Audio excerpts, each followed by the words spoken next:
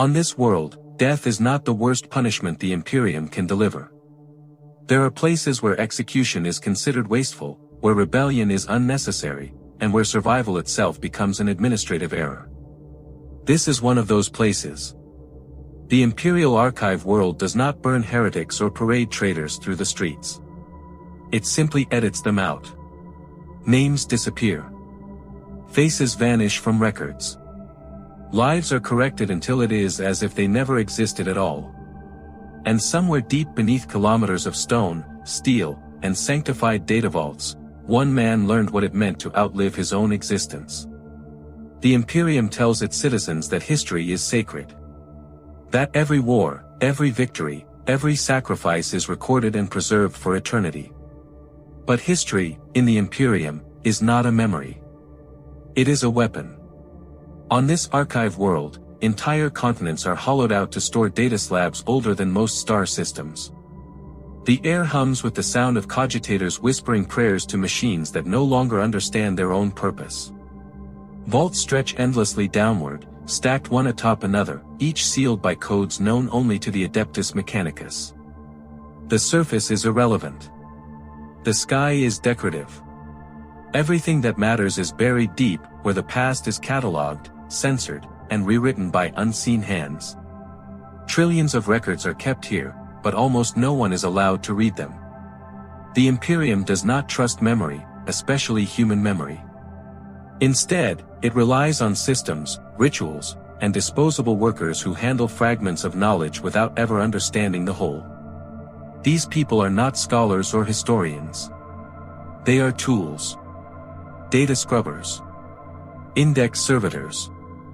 Flesh and bone extensions of the archive itself. They erase corrupted files, forbidden names, and events deemed incompatible with the Imperium's version of truth. They are trained to obey prompts, not questions. Curiosity is considered a flaw, and comprehension a liability. Among them was a man named Elyas Korne. He lived his life several kilometers below the surface, in a habitat ring that never saw natural light. His days were measured in shift cycles and ration allotments, his nights in enforced sleep periods dictated by vault energy demands. Elyas had never read a complete document from beginning to end. He had never seen an unedited historical record. His job was simple: when a name appeared flagged for deletion, he erased it. When a memory was marked unstable, he corrected it. He did not ask who these people were, or what they had done to deserve removal. In the Imperium, understanding is not required for obedience. Elyas believed, as most did, that the archive was eternal. That the systems were infallible. That as long as he followed procedure, he would remain part of the machine, unseen but necessary. He did not know that the archive was already failing. That entire vault levels were becoming unstable under the sheer weight of accumulated lies. And he did not know that one day, while scrubbing a corrupted data thread deep within Vault Black 17, he would find something that should not exist. A name flagged for erasure. A name the Imperium no longer recognized. A name that belonged to him. Elyas Korne existed in a place where time had lost its meaning. Vault Black 17 lay far beneath the archive world's surface, a region so deep that gravity fluctuated slightly as ancient machines strained to maintain equilibrium. Here, the air was recycled endlessly, stripped of scent and warmth, and every sound was softened by layers of stone and data-shielded walls. Elyas' life followed a rhythm imposed by cogitators rather than clocks. Wake cycle. Work cycle. Rest cycle. Nothing else mattered. He did not measure his age in years, but in completed shift blocks and ration credits unspent. His workstation consisted of a narrow alcove, a flickering data slate, and a single lumen strip that dimmed when energy demands rose elsewhere in the vault. Files scrolled endlessly before his eyes, fragments of battles, censored transcripts, partial genetic registries, and most commonly, names. Names marked for deletion. Elyas' task was never to question why a name was removed, only to ensure that it was done correctly. A misplaced symbol or an incomplete purge could trigger audits, and audits meant reassignment. Reassignment often meant disappearance.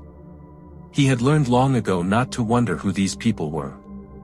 Curiosity created patterns, and patterns were dangerous. Instead, Elyas focused on precision. Clean deletions. Perfect corrections. He took pride in being unnoticed. In the Imperium, invisibility was survival. Around him, thousands of others performed similar tasks, each isolated in their own alcoves, connected only by the low chant of machine prayers transmitted through the walls. They did not speak during shifts. Conversation implied memory, and memory implied risk. Elyas believed this was how the world had always functioned. The archive was eternal, the Imperium absolute, and his place within it fixed. He did not dream of promotion or escape. He dreamed of nothing at all. And that, perhaps, was why the archive tolerated him for as long as it did. The failure began without drama. No explosions, no alarms that screamed catastrophe. At first, Elyas noticed only a delay. A fraction of a second between input and confirmation. Then another. The data stream stuttered, text fragmenting into overlapping layers of corrupted code. A warning glyph appeared briefly on his slate before vanishing, replaced by a request for manual verification. That alone was unusual. Manual checks were reserved for relic systems, not active vaults. As Elyas worked through the verification sequence, the air pressure shifted subtly, enough to make his ears ache. Somewhere far above, containment protocols were activating.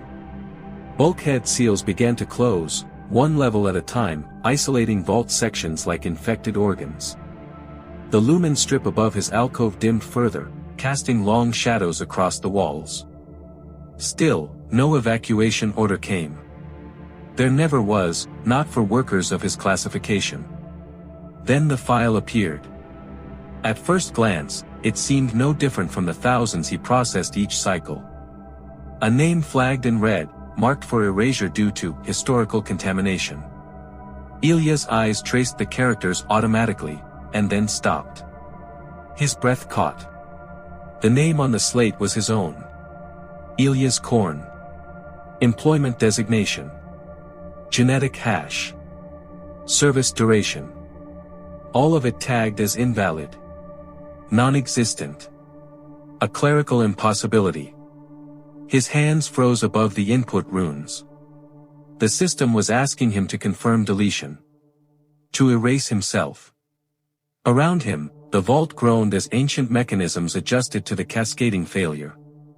Vox channels crackled with distorted Benheric chants, abruptly cut off mid-prayer. Elyas tried to access his personal record, but the system returned nothing. To the archive, he was already gone.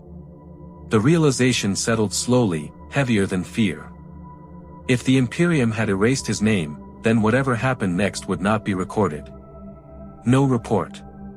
No casualty count. No acknowledgement.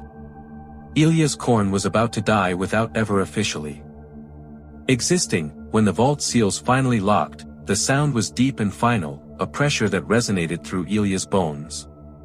Emergency lumen strips activated along the corridor, bathing the stone passages in a dull red glow.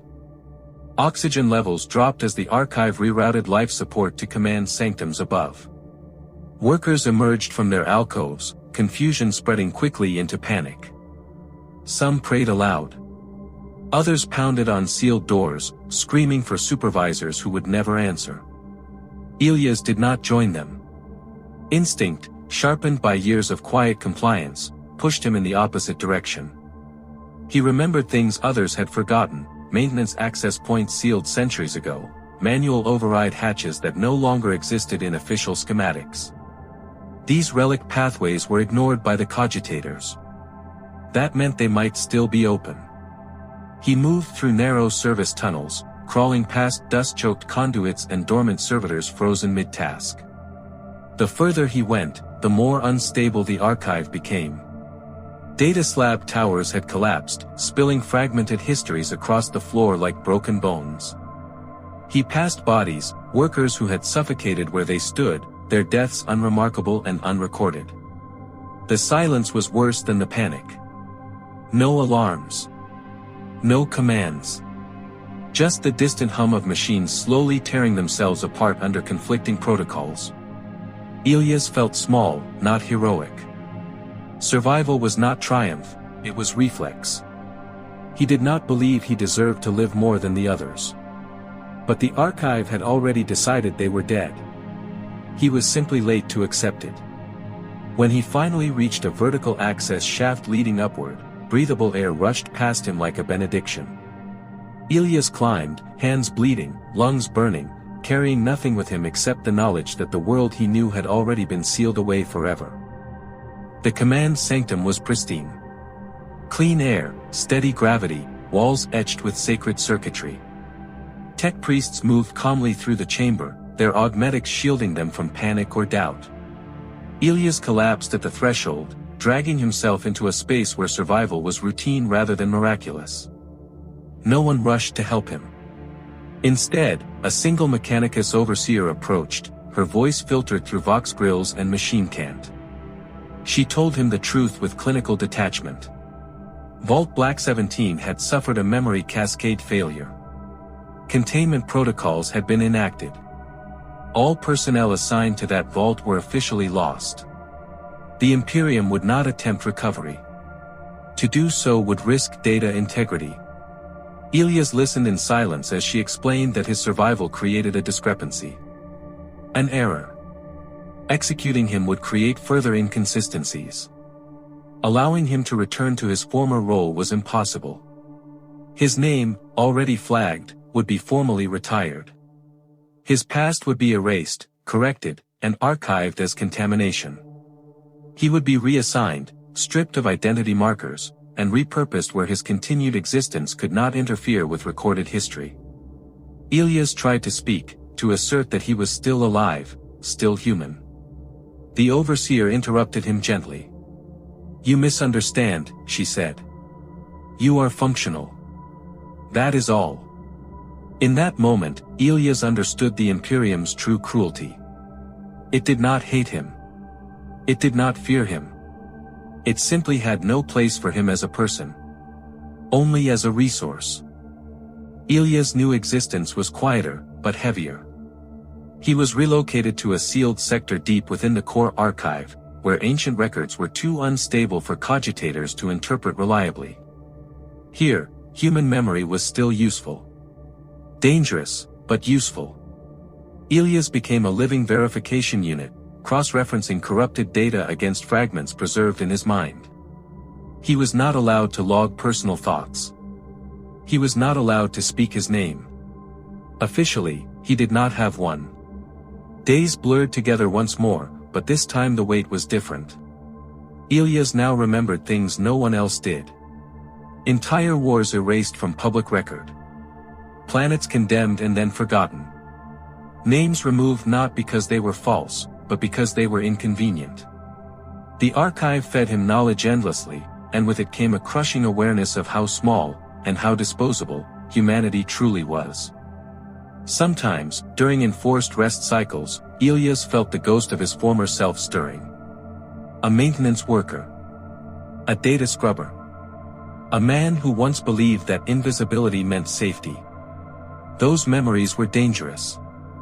He buried them carefully, the same way he had buried the names of others for so long. The Imperium continued, unchanged. The archive endured. Somewhere deep below, Vault Black 17 remained sealed, its dead uncounted and unmourned. Elyas Korne did not exist in any record, but his hands continued to work, preserving a history that would never acknowledge him. And so the archive remembered everything, except the man who remembered for it. The Imperium will never speak Elyas Korne's name again. There will be no record of his survival, no notation of his reassignment, no acknowledgement that a human mind was sacrificed to preserve the illusion of an unbroken history. To the archive, he was a clerical irregularity that resolved itself. A problem corrected. A silence where a name once existed. The machines continue to hum, the data continues to flow, and the past remains neatly ordered, cleansed of anything that does not serve the present. Somewhere deep within the core systems, a man continues to work. He verifies memories that no one is permitted to remember. He carries the weight of erased worlds, censored wars, and lives deemed inconvenient by an empire too vast to care. He is not a hero, and he was never meant to be. He does not rebel, does not escape, and does not change the fate of the Imperium. He simply endures, because endurance is what the machine demands. This is how the Imperium truly survives. Not through faith alone, nor through endless war, but through quiet erasure. Through turning people into functions and names into errors. Through ensuring that history remains intact, even if the cost is the humanity of those who preserve it. Elyas Korne learned the final truth buried beneath the Archive World's endless vaults: in the Imperium, being forgotten is not a failure of memory. It is policy.